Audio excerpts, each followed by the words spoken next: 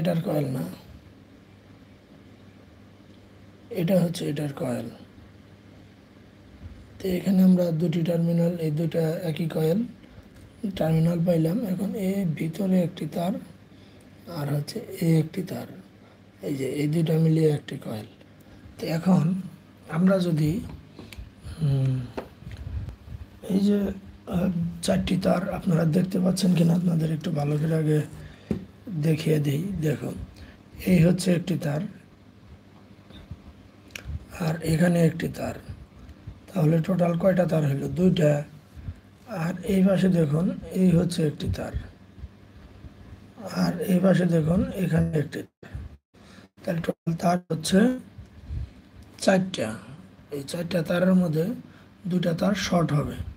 তাহলে এই যে দুটা তার যে শর্ট করব, এই দুটা তার শর্ট করে ওটার থেকে সরাসরি নিউট্রালের লাইন বের করে নিয়ে আসব। আচ্ছা, তারপরে আসুন ক্যাপাসিটর।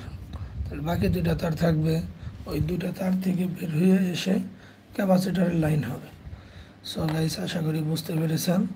এখন আমি আপনাদেরকে এই যে এনটিসি একটি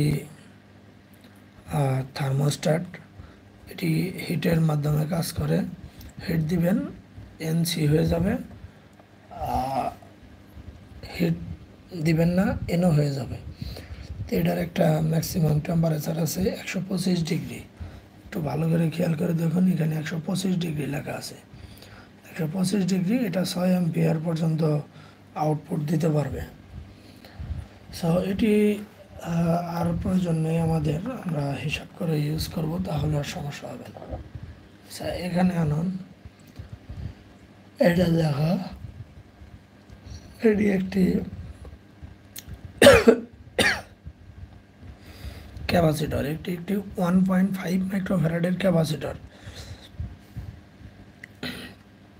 আমি আবারও বলতেছি, এটি একটি 1.5 মাইক্রোফ্যারাডের ক্যাপাসিটর, 450 ভোল্ট এসি পর্যন্ত এটাই বিদ্যুৎ সঞ্চয় করে রাখতে পারে। মূলত আমরা জানি যে ক্যাপাসিটরের কাজই হচ্ছে চার্জ ধারণ করা।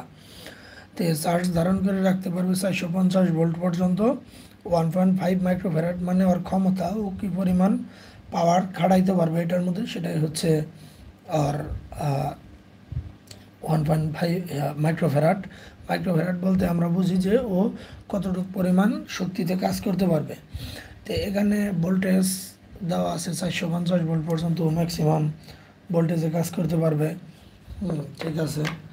তারপরে কিন্তু আমাদের আরেকটি বিষয় লক্ষ্য করতে হবে যে এই যে 450 ভোল্ট পর্যন্ত কাজ করলো, ঠিক আছে, তাহলে যদি কোনো কারণে আমি এখানে দুটি তারে এসি ভোল্টেজ সাপ্লাই দিয়ে তারপরে যদি মিটার দিয়ে এসি ভোল্টেজের সোর্সটা সরিয়ে নিয়ে তখন আমি যদি মিটার দিয়ে এই দুই টার্মিনালে মাপি, তাহলে কিন্তু 450 ভোল্টই পাওয়া যাবে ক্ষণিকের জন্য। সেটা হচ্ছে 20 সেকেন্ড, 10 সেকেন্ড।